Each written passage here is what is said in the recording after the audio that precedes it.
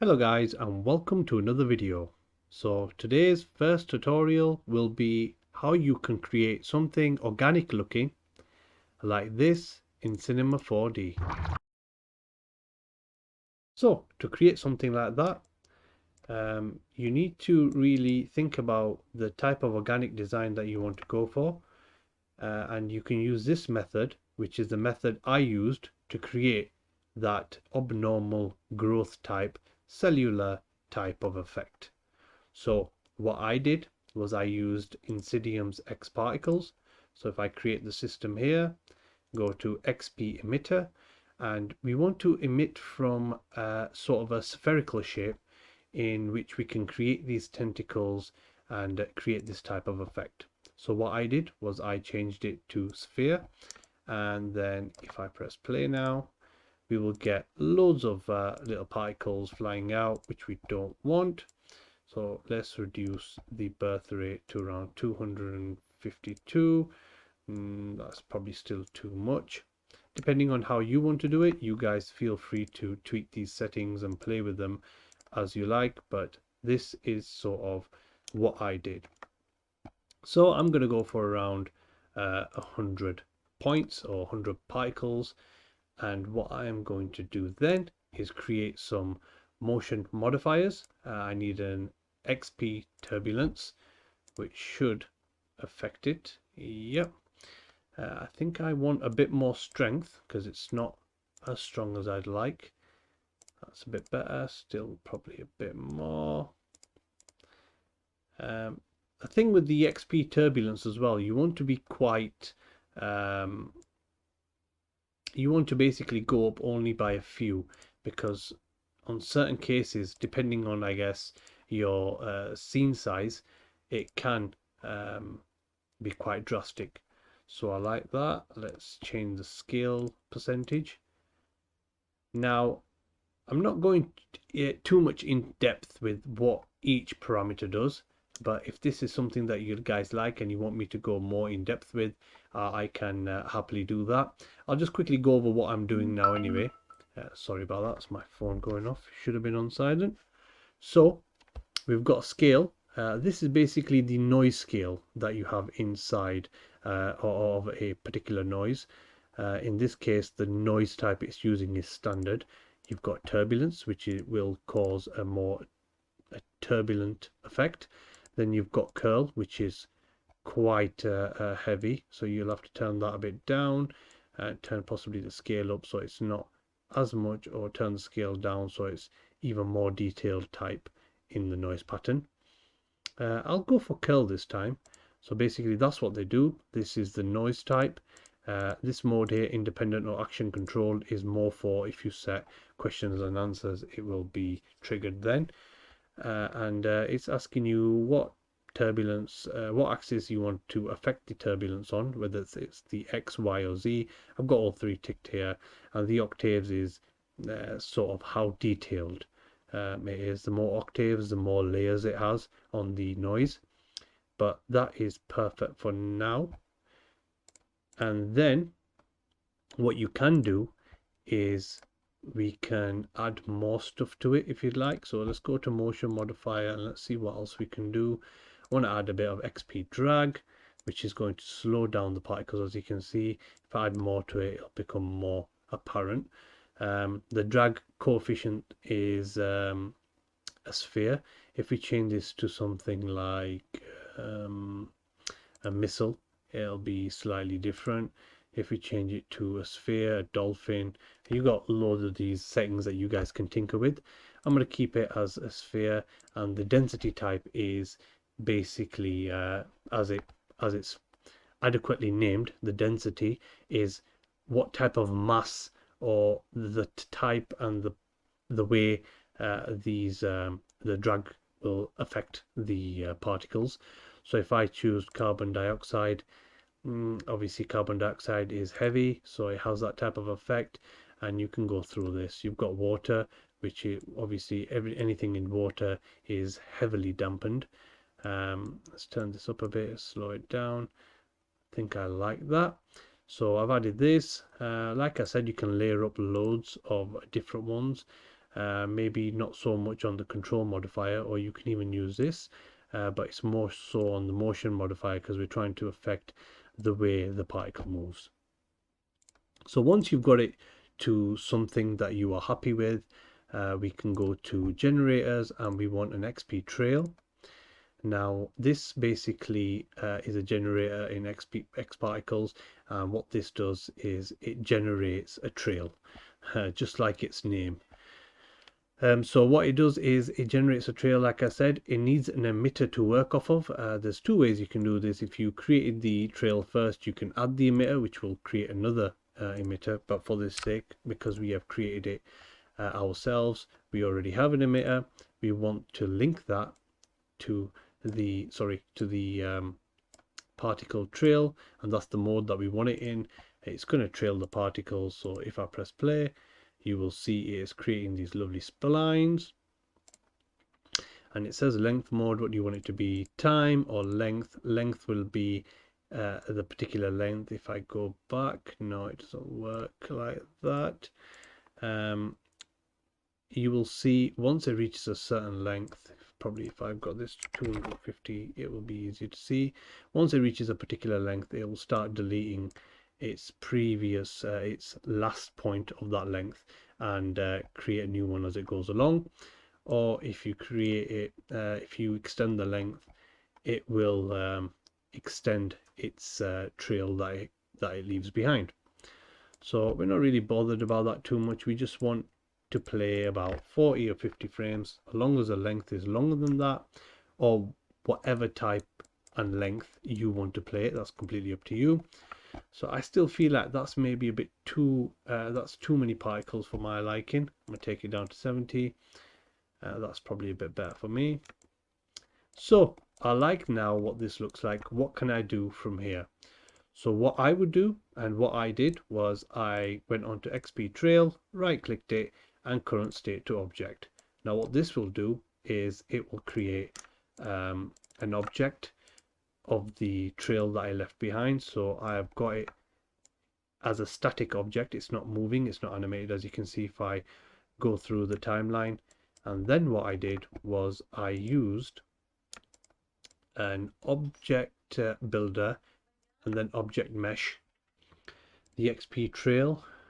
Once I've converted it into a spline, into the volume builder, which then goes into the volume mesher.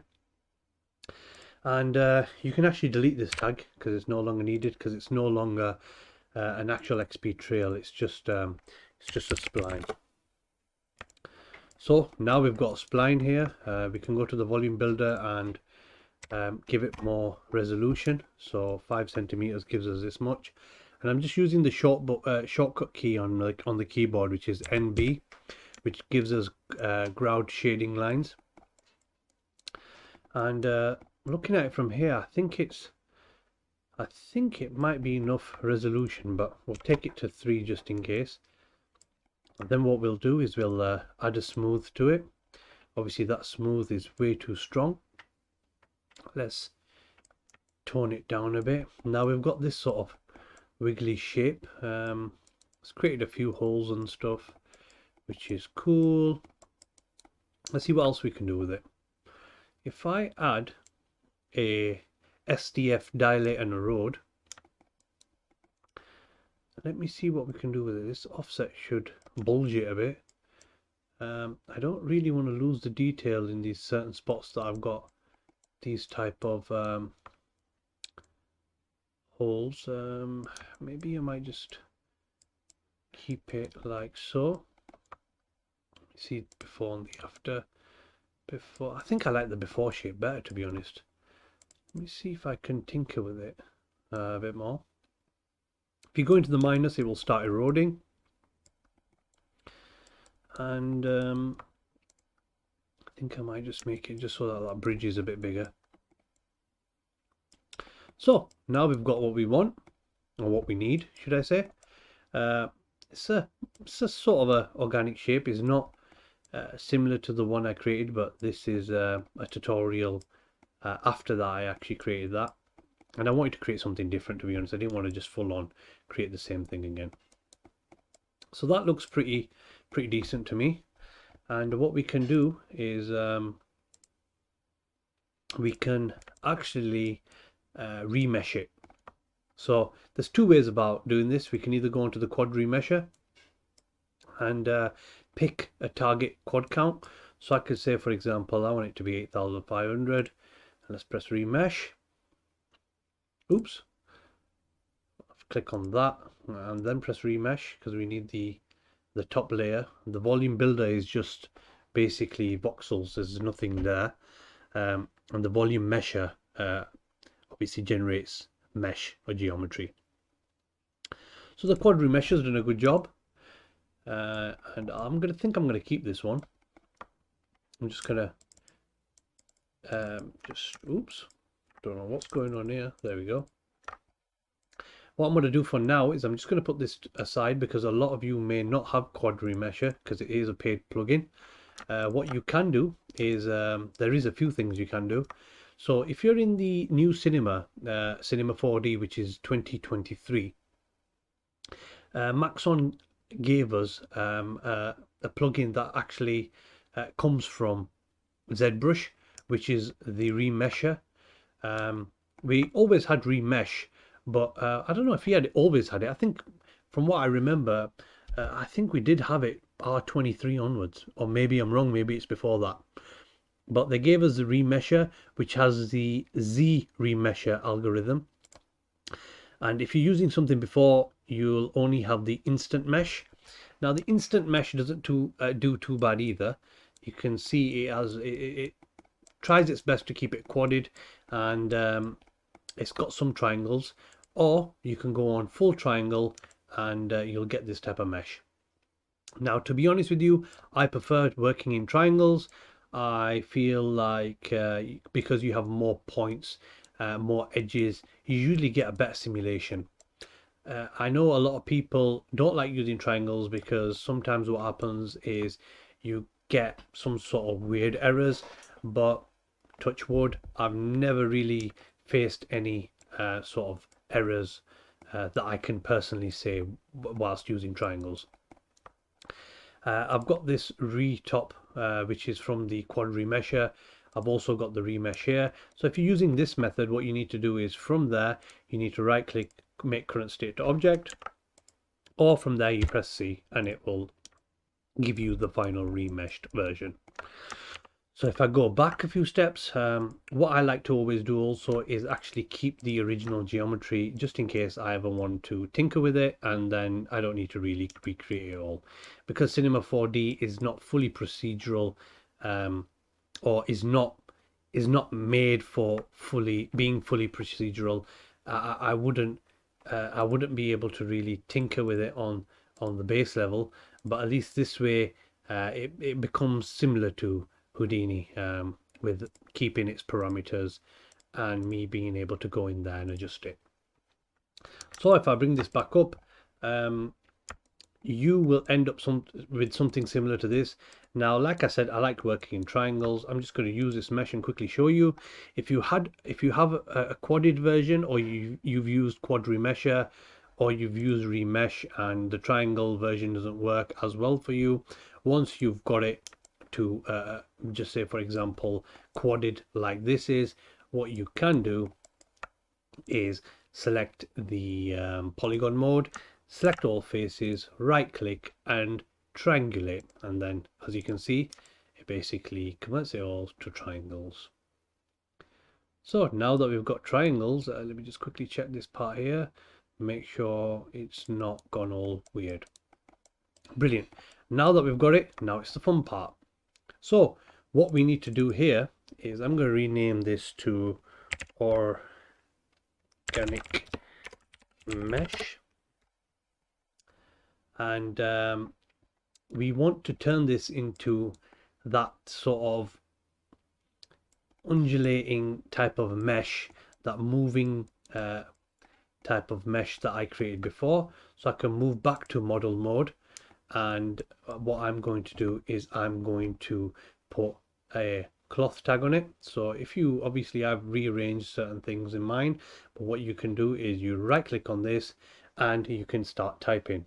That's with the Cinema4D 2023, they've implemented a search, so I can type in cloth, for example, and then we've got simulation tags and cloth, or obviously this is for Insidium. So on the simulation tag, I can select cloth, or if you don't know how to get to that, you just right click, you've got simulation tags there, and you select on cloth. Now, if you are working prior to 2023, I think R26 had it. I don't think R25 had the new simulation tools, in which you'll be using the legacy solver, which is what cloth used to be before. And you can use this method. If I get a number of requests to do it, I will show you on how to do it using that method. But in this case, we are going to be using the normal cloth, the new PBD. I think it's PBD, isn't it? Let me just quickly check. I don't think I can check on this. I think it's the PBD new cloth solver. I think it says it here. No, I believe the system's called PBD. It's the new GPU accelerated cloth system. So now I've selected it. If I press play, we all know what's going to happen. It's going to fall down. Once the GPU activates, it always takes a few seconds, the first frame. I think it enables the GPU and dumps all the necessary information onto your graphics card. And so it's falling down. Why is that? While Cinema4D, it's sort of by default, unless you've set your scene otherwise, activates gravity. So we want to turn that gravity off. Now there's two ways of doing this. We can either press Control D, which takes you to project, or you go to history, edit, and then project settings. Then what we would like to go to is simulation. Bullet is the old simulation, and simulation is the new simulation. We want to go into the scene, and where it says gravity, we want to turn that to 0, meaning there will be no gravity affected. And as you can see, it's on my device. It's not playing on my CPU, it's playing on my GPU, which we will get the improved frame rate.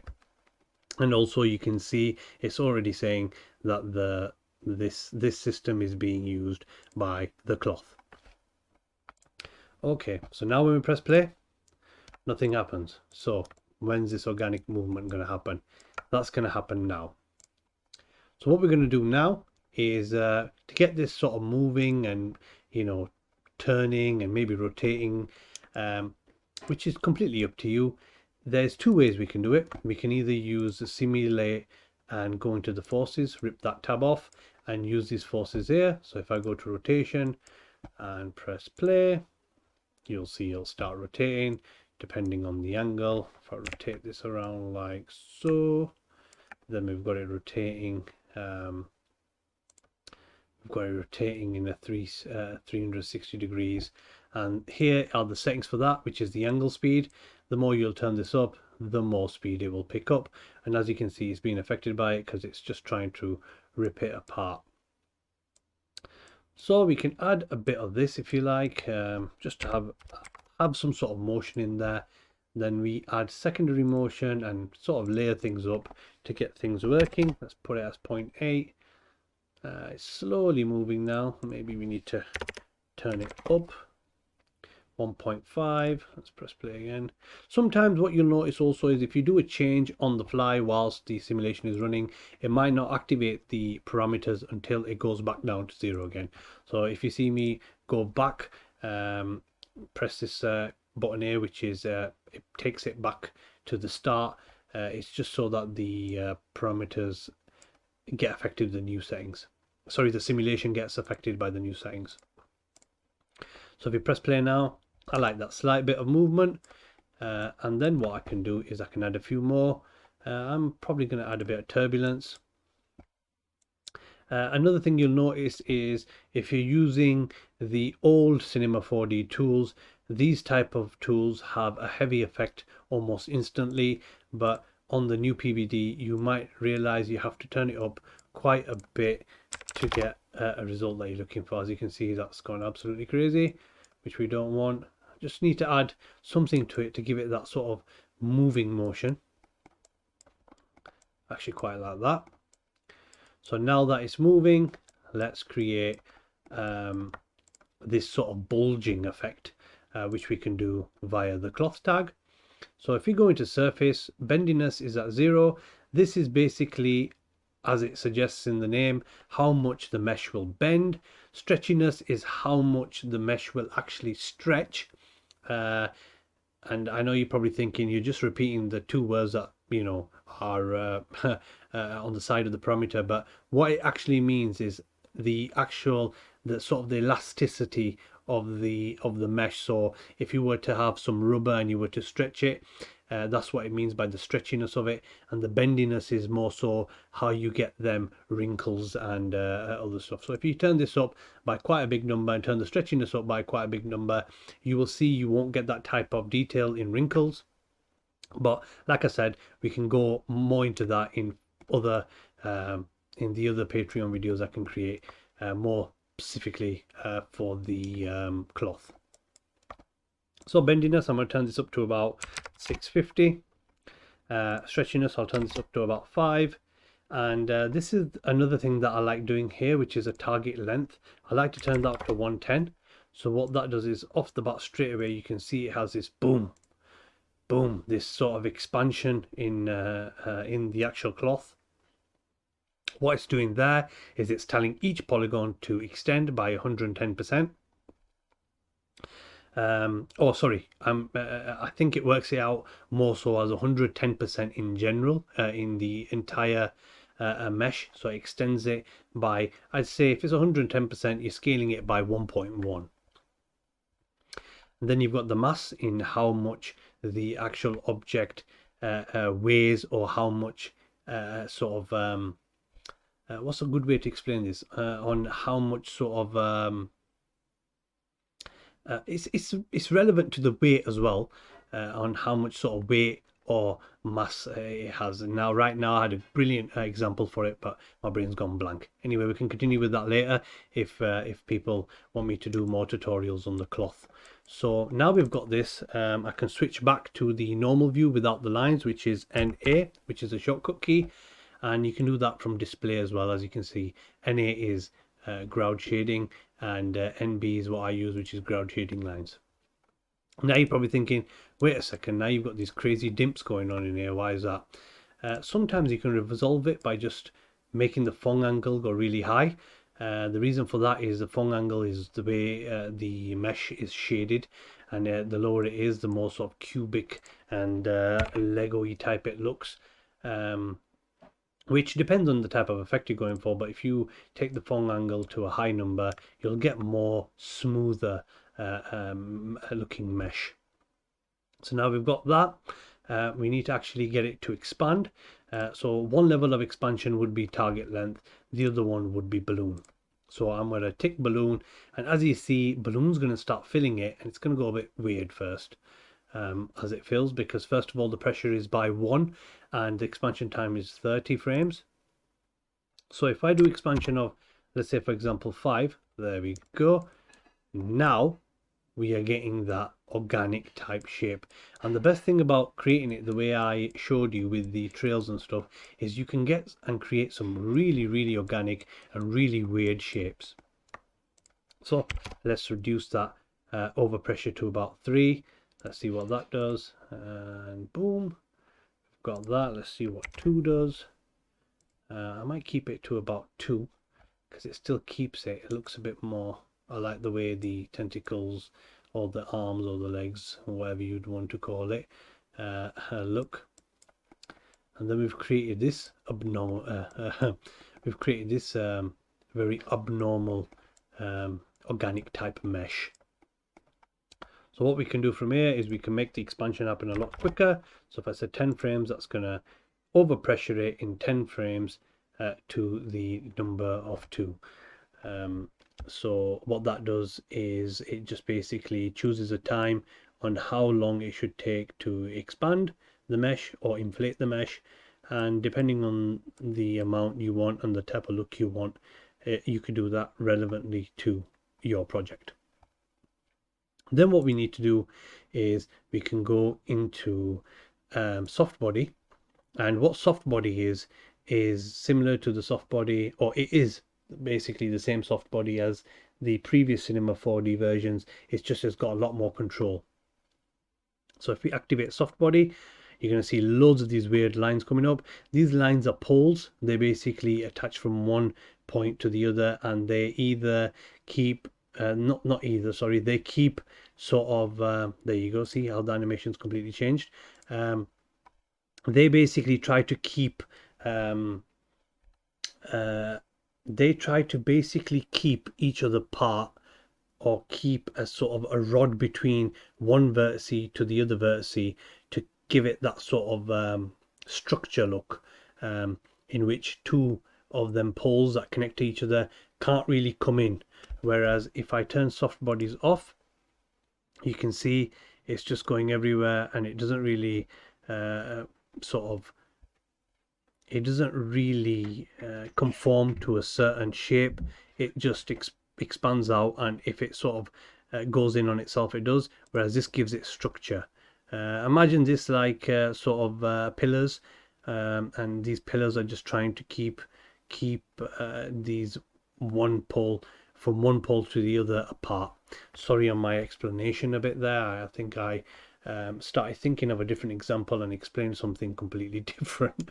But like I said, we can go more into detail with this on future videos, and I can fully explain it probably a lot better than what I've just done now. So the target length is 100%. If I do this longer, then the poles will extend longer, and they will sort of try to, in one way, stretch each other further apart, and the lower I do it, it'll sort of bring it together. And like I said, you want to be a bit careful with this, because you can start breaking the simulation and making it act all weird. The softness is like a fall off between one pole to the other, and then you've got max poles per point. If I turn this up, it's just going to get heavily dense. And what I like doing is to get a bit more of the I want just some parts to have that springiness and that structure, and other parts not so much. So what I do is I take down the spread a bit. In this case, the spread is just spreading it out. Sorry, the spread is basically how close or how far you want these poles from each other. The parameter I was actually talking about is density. So if I turn the density down, as you can see, less poles meaning less structure.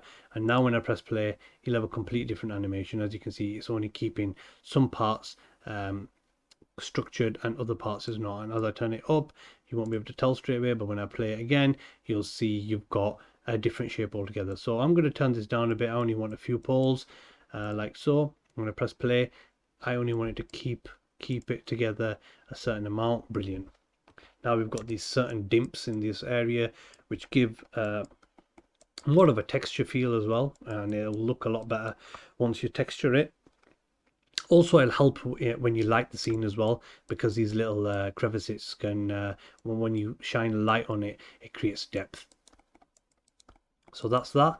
Now you might wonder, sometimes when you actually go on it, you're thinking, oh, why can't I get rid of these poles? It's actually distracting. That's quite easy. You just click on the actual tag to go back onto it, and under soft bodies, where it says draw, you select either off or always, which will constantly display, I believe, even if you go off the mesh. Yep.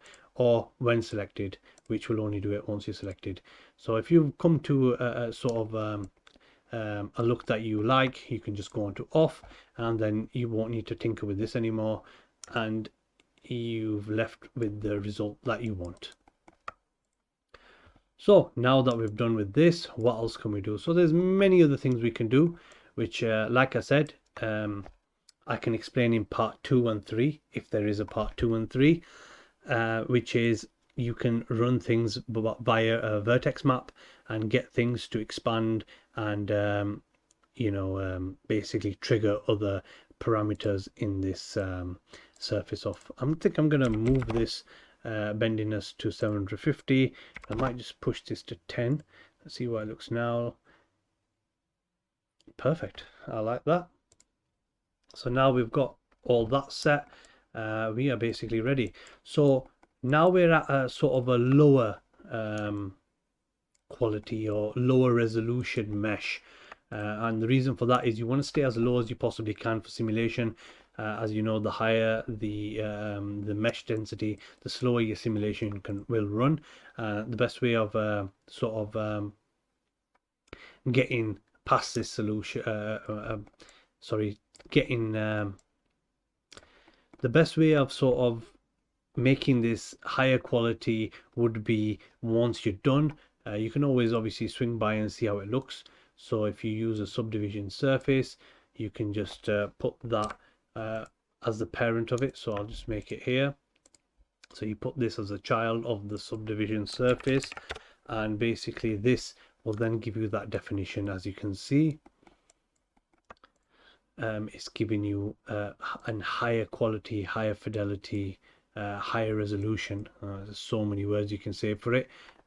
Mesh. So if I press NB now, as you can see, it's creating more. If I switch to 2, it's going to create more. And also remember, this subdivision viewport and subdivision renderer is 2 different parameters. So if you want to render it as you see it, you want to keep the second one equivalent to the first one. So what I like to do is keep it on 1, and if I like the way it looks on 2, I'll keep the viewport on 1 so it runs faster, and I'll put the subdivision on the renderer as 2, so when it comes to render it, it will actually render it on the second subdivision and not the first. So if we go back to just crowd shading, as you can see, we've got a lot more information, a lot more detail, and this is the type of thing I love, this little bits that it creates with the different styles, depending on what you set your particles on and the particle parameters you set on. You can create some really amazing designs. You've got obviously this is just sort of arms that are bubbling out. Look at that, you've got like sort of mass, and sort of it builds and it makes it look sort of muscular. Then you've got these weird tentacles coming out here, then you've got this lovely sort of a crease there, then you've got these dimps all over the mesh which add more to the to how the mesh looks itself. So that's it, pretty much done, guys. As you can see, we press play from the start and it comes out to there. If you don't like it sort of pumping up and you don't want that, what you do is you take it to a point that you like. In this case, I can do this. So once I'm happy with this, I can go into cache and I can say cache scene.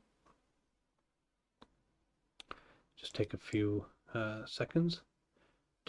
This also depends on how dense the mesh is and how much you got going on. It will also depend on the time it takes to cache. So now it's cached, I can just flick through it. As you can see, he's having a little party there. Oh, it looks like he's waving at you like that. Hello. All right. Anyways, so you can skip that and go to about the 36th frame. And on cache mode here, if we move this to 36, then when we start from the beginning, it should start at 36. Nope. Wonder why that is. Strange. I've not used this mode in a little while. Maybe I'm using it wrong. But what you can do is, even if you don't do it via the cache mode, after it's cached, you can just take it to the frame range you want. So if you want to start at, for example, 31, just select here on your starting timeline frame, select that to 31, and it will start on frame 31. As you can see, or if you want to start at 0 and get it going from the start, you'll be able to see it expand right from the start. Thank you guys for watching. Please like, share and subscribe, and if there's any particular video you want me to make, please do drop it in the comments down below, and if you get enough requests, I'll make one. Thanks again, guys, and have a lovely day or evening wherever you are, in whichever part of the world you're in. Bye.